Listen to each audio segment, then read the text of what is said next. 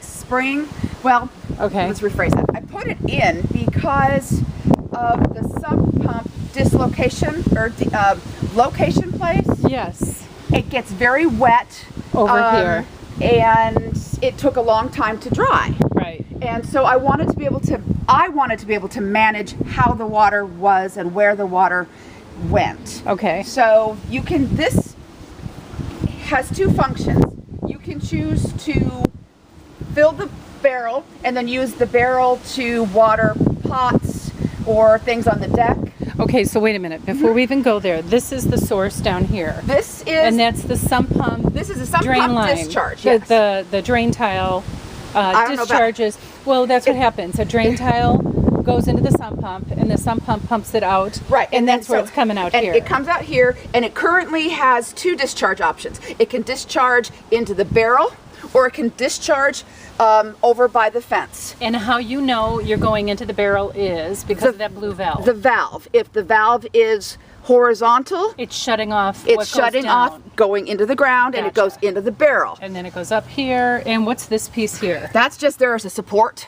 Oh, So, support, okay. so it goes in there and then goes into the rain barrel. Okay, so now it's going into the rain barrel. Right. And currently I have the rain barrel spout open with a hose connected, and then so it fills into here and it goes all the way to the front, and the water just discharges into the front yard and is absorbed by the And front it's yard. open by which position? It says. It's whoops the I see you screwing it. right. So okay, so now it's When it's closed. tight, it's closed. Well, when it's it's right tight. right to tighten, left to loosen. So Yeah, yeah, when yeah. it's all the way to the right, Yeah. it's closed and the barrel will fill. Okay. If the valve is It's loose open, and open. it'll discharge into This cord, this hose, the hose will discharge Go into off. the front yard. into the front. So you've got it all the way over, and as you can see, it goes all the way past the front house. And it's tucked in nicely so you really don't see it. Yeah. Okay. That's easy. Yeah, and then here, if you, like now it's dry, you could have it discharge here and it will absorb into the yard and it'll be fine. Right. It all depends on what you want to do, how much water you're getting. Right. If you, however, choose to close the valve on the barrel, you need to make sure you're paying attention to it because it'll overflow if you're not Yes. paying attention. Yeah. Good point. And I bet that's happened. only in the very beginning when it was really raining and I hadn't got the rhythm. Yeah. Right. Right. Okay. And I love the idea, though, that you can now have this long hose go all the way to the front, which is actually much more, It's makes better more sense 'cause because it it's drains just going downward. that way towards Exactly. the street. Exactly. Okay. Very good. So here we are. We got the big yard.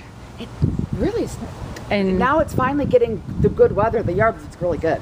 I love this. I wish I had one of these. I'm going to actually have to consider, because we have a spot too on the side of between two houses where their backyard kind of flows into our area, and we get a lot more water than we probably should, more than, because we're already dumping into it, but then they are. Right. I'd rather have us direct ours elsewhere. So, And the That's rain good. barrel I got from Home Depot for $80, and they have a stand, but all the things I read about the stand, it wasn't good. So I spent $12 on cinder blocks, and you don't even really need a plumber. You just need a really good handyman who understands plumbing PVC pipe. and the valve and whatnot. Yeah, this is great. So what was the name of this tub? Was there a name for it? Oh, it's just a rain barrel. Rain barrel? And it's Okay. designed to, you can put it at a downspout. A lot of people use rain barrels for downspouts to collect water. Yes. But especially in dry environments, well, we don't have a dry environment. No, no. So they're just water collection systems. Almost So, wish I had a couple of them. so yeah. Because it definitely can get the water, and this is great. Plus, I don't know if you see up here on the top, there's a mesh. Oh, So yes. that way then no critters walk in there. Correct. And Okay. also you can take it off when at the end. I would recommend, and I should probably write this part down, at the end of the season when you stopped mowing, Yes. to turn the valve so it discharges And it to the opens up. yard, Yes. and take the barrel and drain the barrel. Yes. And then it has to be drained, but then you can tilt the barrel and get the barrel out, and then I would rinse it out Okay. Because it does have some sediment, because Yes. it's not clean Filtered water. it's not Right. filtered water. Right. And then just put it back together, but don't use this in the wintertime. Yes, correct. Because otherwise it would crack it. Well, I'm concerned it would freeze, and then Yeah. you'll have bad overflow. I've never had a problem in the 4 years that I've had the underground system with it freezing. Okay. It's always been very fine in the Okay. wintertime, discharging, no problem. So you almost want to put this on your calendar of one last maintenance item that you do at the end of the year? at the end of the year. Exactly. I'm proud of myself just to say, this is what we're trying to do, is be as clear as possible about what a great water filtration, no, it's not even filtration. Water mitigation. Water Where you mitigation put it. system, how about that? And that we hope that you have many, many happy memories in this house. And we're out. Bye. All right. All right.